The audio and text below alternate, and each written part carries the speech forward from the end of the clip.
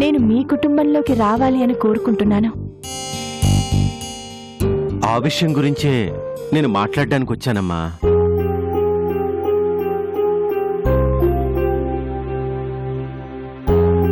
ఏంటండి, మీ మనవడు ఒప్పుకోలేదా? అది కాదమ్మా, నీకెలా చెప్పాలో నాకు అర్థం కావడం లేదు. నిజానికి చిన్న వసులు ప్రేమించుకున్నారు. వాళ్ళ ప్రేమ ఈ రోజుది కాదు, ఒకరంటే ఒకరికి ప్రాణం. ఆ విషయం నాకు ఆ రోజే చెప్పారు కదండి. చెప్పామమ్మా, కానీ నీ నిర్ణయం మీదే మా అందరి జీవితాలు ఆధారపడి ఉన్నాయి. ఒకరి ప్రాణం నిలబెట్టడం కోసం మరో 2 ప్రాణాలు బలి తీసుకోవడం న్యాయం కాదు కదమ్మా. వాళ్ళిద్దరూ ఎంతగా ప్రేమించుకున్నారో నాకు బాగా తెలుసమ్మా. ఎంతలా అంటే చిన్నా కోసం వసు వాళ్ళ నాన్నని ఎదిరించింది. ఒకానొక టైంలో చిన్నా లేకపోతే అసలు పెళ్ళే వద్దంది. సరేనండి, వాళ్ల ప్రేమని నేనెందుకు కాదంటాను?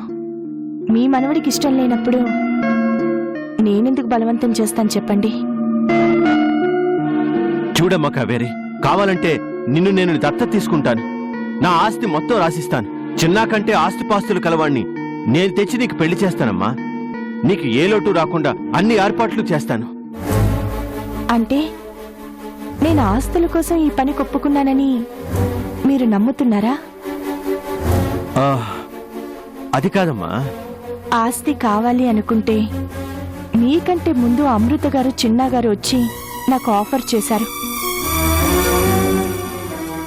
ఆ రోజే నేను ఆస్తి అడిగేదాన్ని కదండి. నా ఆలోచనల్ని మీరు తప్పుగా అర్థం చేసుకున్నారు అనిపిస్తుందండి.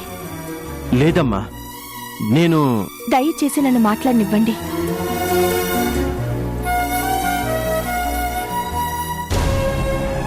చిన్నాకి వాళ్ళమ్మంటే ఎంత ప్రేమో గమనించాను. చందుగారంటే ఆ కుటుంబం మొత్తానికి ఎంత ప్రేమో అది గమనించాను. కన్న తల్లిని అంతలా ప్రేమించే మనిషి కట్టుకున్న భార్యని ఇంకెంత ప్రేమిస్తాడో అని నేను చిన్నాని పెళ్లి చేసుకోవాలి అని అనుకున్నాను. కాని ఆ ఇంట్లో అందరి మనసుల్లోనూ గొప్ప స్థానం సంపాదించుకున్న చందుగారి ప్రాణాలు నా వల్ల నిలబడితే నన్ను జీవితాంతం చాలా బాగా చూసుకుంటారనే స్వార్థంతో ఆ ఇంటికి కోడలుగా రావాలి అనుకున్నాను. నా కోరికలో న్యాయం లేదంటారా అండి? అది కాదమ్మా. నేను అనాథనండి. నా అని చెప్పుకునే వాళ్ళెవ్వరూ నాకు లేరు. మీరు నాకు మరో సంబంధం చూసి ఎంత ఘనంగా పెళ్లి చేసినా వాళ్ళు మీ అంత బాగా నన్ను చూసుకుంటారని మీరు నాకు గ్యారెంటీ ఇవ్వగలరా? చెప్పండి. అమ్మా కావేరి, నీ ఆలోచనలు, నీ కోరికలు అన్ని న్యాయబద్ధమైనవేనమ్మా. అందులో తప్పు పట్టాల్సిన అవకాశమే లేదు. కానీ వసు చిన్నాల ప్రేమకి నేను మొదటి సాక్షినమ్మా. నా చేతులతో వాళ్ళని కలపాలనుకున్నాను. వాళ్ళ ప్రేమకు నేను ప్రాణం పోశాను. ఇప్పుడు నా కళ్ళ ముందే వాళ్ళ ప్రేమ నాశనం అవుతుంటే నేను తట్టుకోలేకపోతున్నానమ్మా.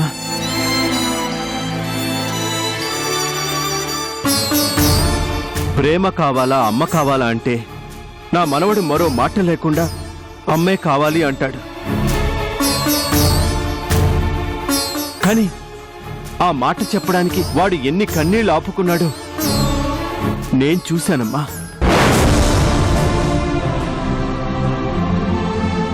గుండెల్లో బాధని తొక్కిపెట్టి ఈ పెళ్లికి ఒప్పుకున్నాడు. అది నీ భవిష్యత్తుకి ఎక్కడ ఆటంకం అవుతుందోననే భయం కూడా నా మనసులో ఉందమ్మా. మీరందరూ ఉండగా నా భవిష్యత్తుకి ఏడోక లేదని నా నమ్మకం. నీకెలా చెప్పాలమ్మా? ఇందులో బలవంతమేం లేదండి. మీ అమ్మాయి చిన్నాకి జన్మనిచ్చారు. ఆవిడికి నా వల్ల పునర్జన్మొస్తుంది. ఆ కృతజ్ఞతతో నన్ను చిన్న చాలా బాగా చూసుకుంటారు. నమ్మకంతోనే ఈ పెళ్లి చేసుకోవాలి అనుకున్నాను. ఓ సామాన్యమైన ఆడపిల్ల పెళ్లి విషయంలో ఈ మాత్రం చిన్న సెక్యూరిటీ కోరుకోవటంలో తప్పులేదు కదండి. తప్పు కాదమ్మా, కానీ నేను వాడి బాధని చూడలేకపోతున్నాను. నా గురించి ఎవ్వరూ బాధపడొద్దండి. పోనీ మీరు మరీ కావాలి అంటే నేను డోనర్గా మీ అమ్మాయిని బ్రతికిస్తాను. కానీ ఆ తర్వాత నేను మీకెవ్వరికీ కనిపించను.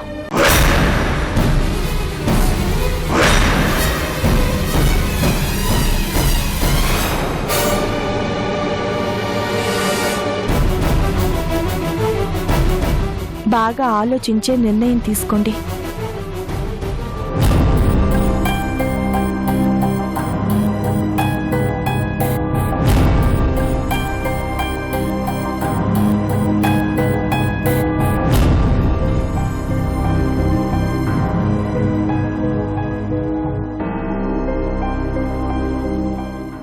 Okay, doctor. Sure. When are you reaching India? Okay, doctor. Fine.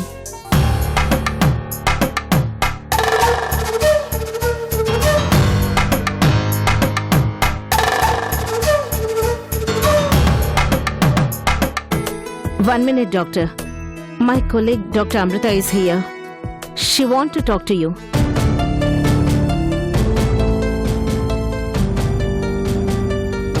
Amrutha, doctor Thomas గారు లైన్లో ఉన్నారు. ఒకసారి ఆయనతో మాట్లాడు. ఆ సర్జికల్ ప్రొఫైల్స్ డీటెయిల్స్ కనుక్కొని నోట్ చేసుకో. అలాగే నీకేమైనా డౌట్స్ ఉంటే క్లియర్ చేసుకో. మాట్లాడు.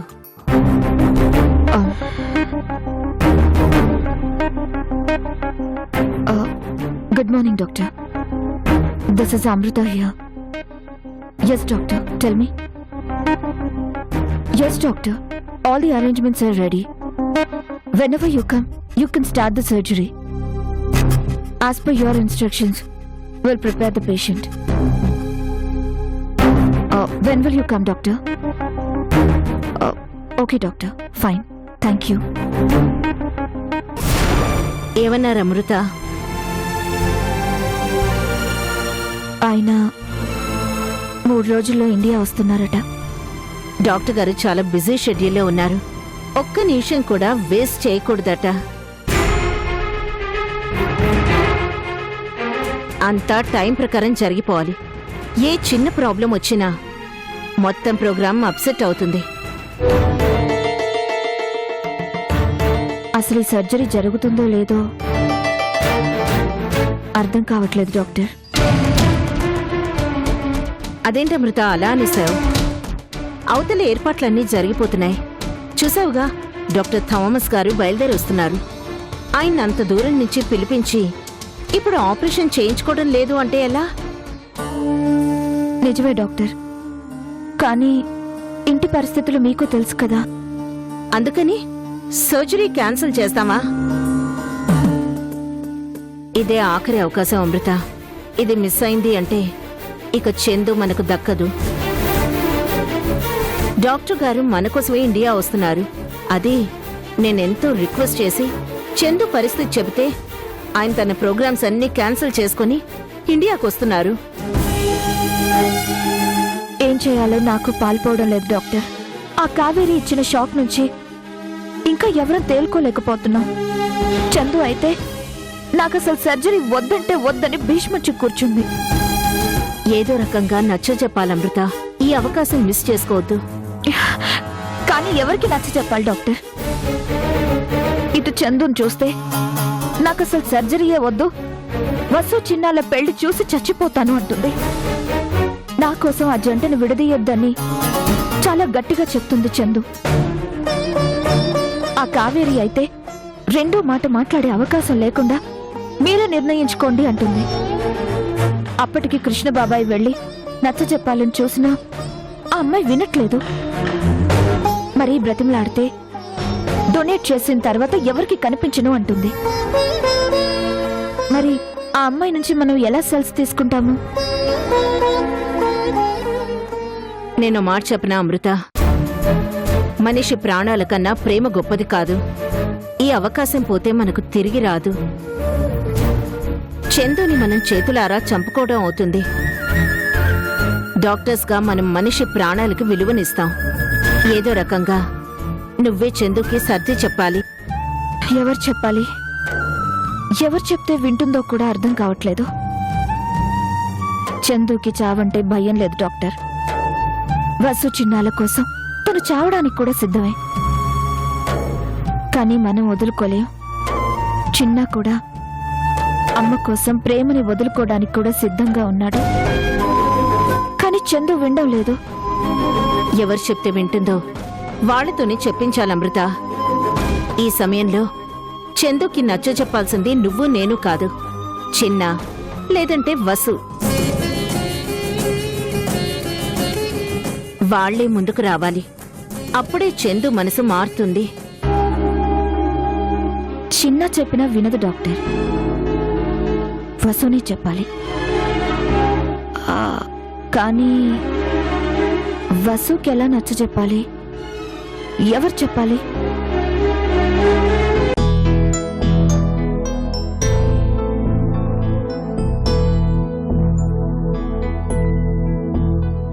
అమ్మ వసు,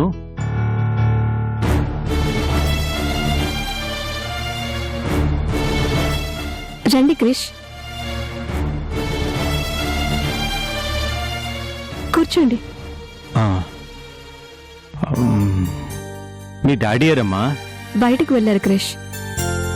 ఓ, డాడీతో ఏదైనా మాట్లాడాలా? లేదమ్మా, నీతోనే మాట్లాడాలి. చెప్పండి క్రిష్. ఎలా మొదలు పెట్టాలో తెలియడం లేదమ్మా. ఎలా చెప్తే నీ మనసుకి కష్టం లేకుండా ఉంటుందో తెలియడం లేదు. దేని గురించి క్రిష్?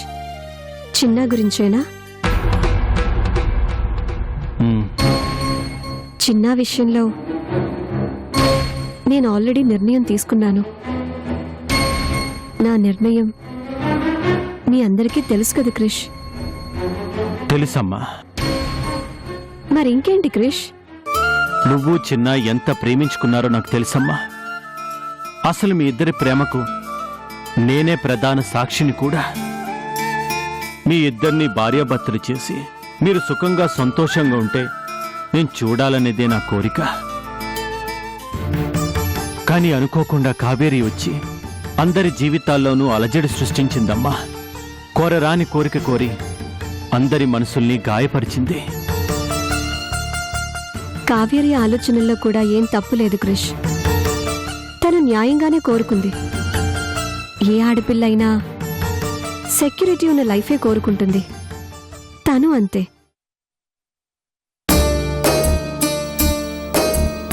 కావేరి ఒక అనాథ.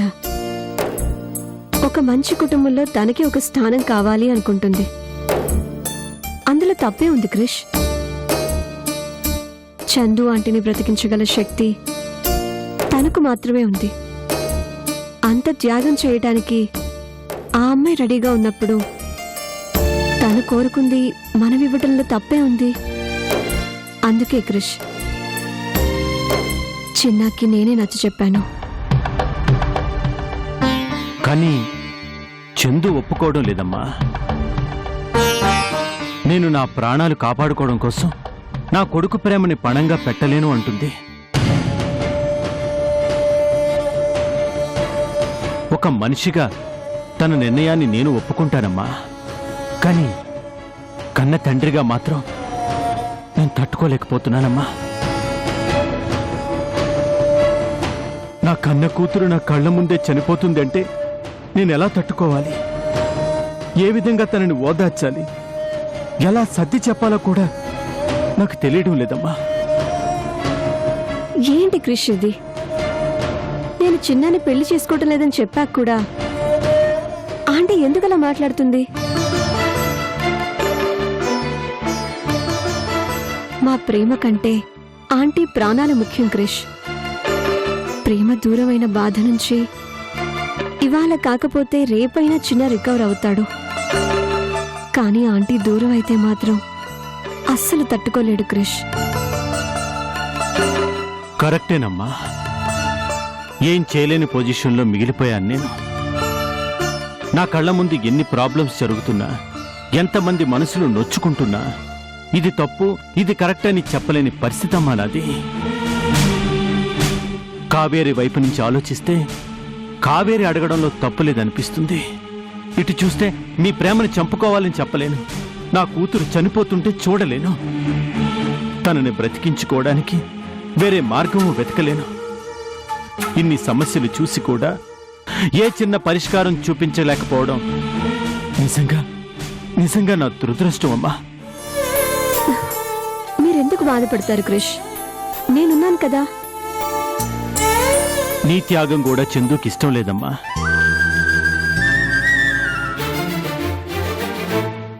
నువ్వు చిన్న బాధ్యతగా ఆలోచించి మీ ప్రేమని త్యాగం చేసుకున్నా చందు మాత్రం సర్జరీకి ఒప్పుకోవడం లేదు.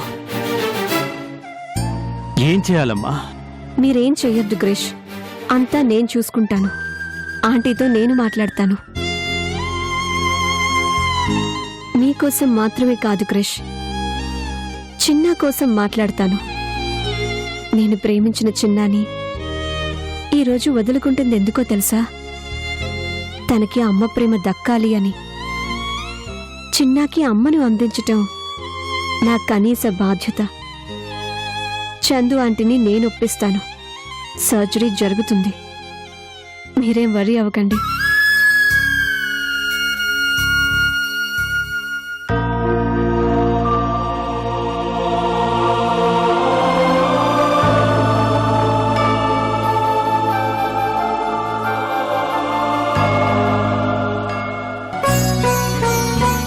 ఆంటీ, ఆంటీ, ఆంటీ, ఆంటీ, రామ్మా వసు.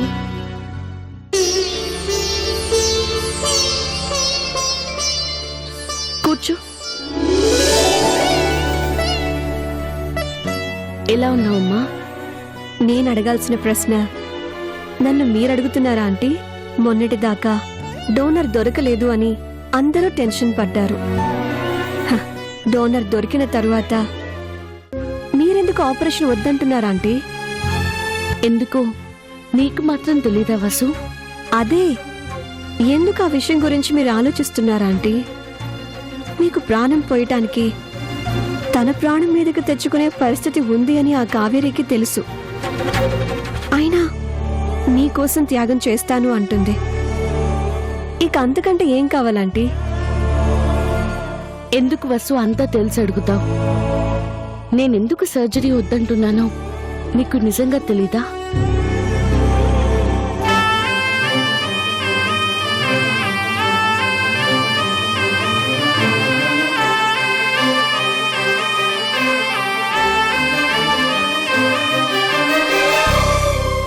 నాకు తెలుసా ఆంటీ, కానీ అదో పెద్ద విషయం కాదు అంటున్నాను. కావేరి ఏం కోరుకుంది? ఆస్తులు డబ్బు అడగలేదు. ఈ ఇంట్లో తనకు స్థానం అడిగింది. నిజమే, ఇంత మంచి ఇంటికి కోడలిగా రావాలి అని ఏ ఆడపిల్ల కోరుకోదు?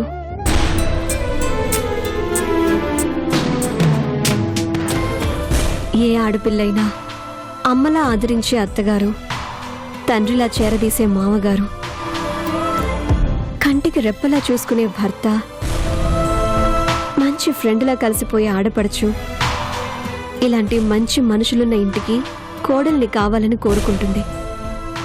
తన కోరికలో న్యాయం ఉందా అంటే? కానీ ఆ స్థానం ఎప్పుడూ నీకు ఇచ్చేసాను కదమ్మా.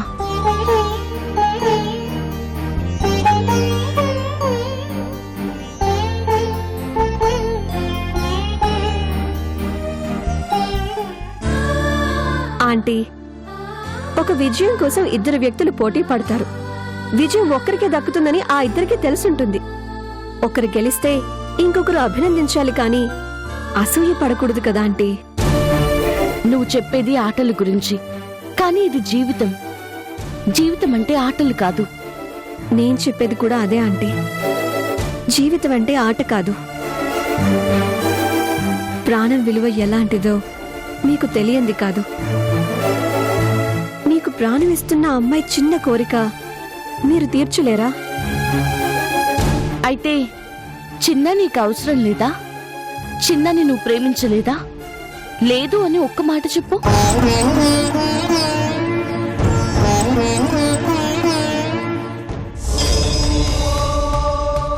ఆంటీ, ఇప్పుడు గుడికి వెళ్తాం, దేవుణ్ణి చూస్తాం, దండం పెడతాం. ఆయన దీవెన దొరకగానే ఇంటికి తిరిగి వెళ్ళిపోతాం. అంతేకాని దేవుడితోనే ఉండిపోవాలి అని కోరుకుంటామా? దండం పెట్టి వెళ్ళిపోయాము అని దేవుడి మీద భక్తి లేదు అనుకోగలమా? ఇష్టం లేదని చెప్పగలమా? భక్తి వేరు, ప్రేమ వేరు. నా ప్రేమని భక్తిగా మార్చుకున్నాను. చిన్నాని దేవుడిలా ఆరాధిస్తాను. అంతేకాని అతనితోనే బ్రతకాలి అని ఆశపడను. అంత త్యాగం దేనికి? నా గురించేనా? మీ ప్రేమ కంటే నా ప్రాణం గొప్పదా? ఖచ్చితంగా గొప్పదే. ఎందుకంటే మా ప్రేమ వయసు 2 ఏళ్లు, కానీ చిన్నాకి మీకున్న అనుబంధం వయసు 25 ఏళ్లు. అందులో 24 ఏళ్లు మీకు దూరంగానే బ్రతికాడు. ఇప్పుడు మళ్ళీ మీరు దూరం అయితే చిన్న బ్రతకలేడా ఆంటీ? ఏం పర్వాలేదమ్మా. నేను లేకుండా బతకడం వాడికి అలవాటే కదా. నేను పోయినా కొన్నాళ్ళు బాధపడతాడు. కానీ నీతో పెళ్లి జరిగితే వాడు జీవితాంతం సంతోషంగా ఉంటాడమ్మా. లేదాంటీ, చిన్న గురించి మీకెంత తెలుసో నాకు తెలియదు, కానీ నాకు మాత్రం చిన్న గురించి బాగా తెలుసు. చిన్నాకి మీరంటే ప్రాణం. మా ప్రేమ కోసం మిమ్మల్ని చంపుకొని 100 ఏళ్ళు ఆనందంగా బ్రతకలేడు.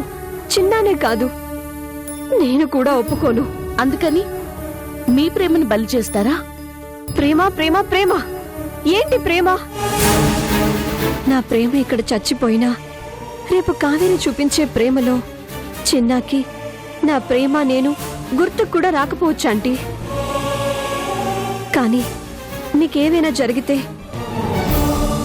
మిమ్మల్ని చేతులారా పోగొట్టుకున్నావు అనే బాధ చిన్నాని, నన్ను, మన కుటుంబంలోని ప్రతి మనిషిని జీవితాంతం వేధిస్తుందా అంటే అది నాకిష్టం లేదు.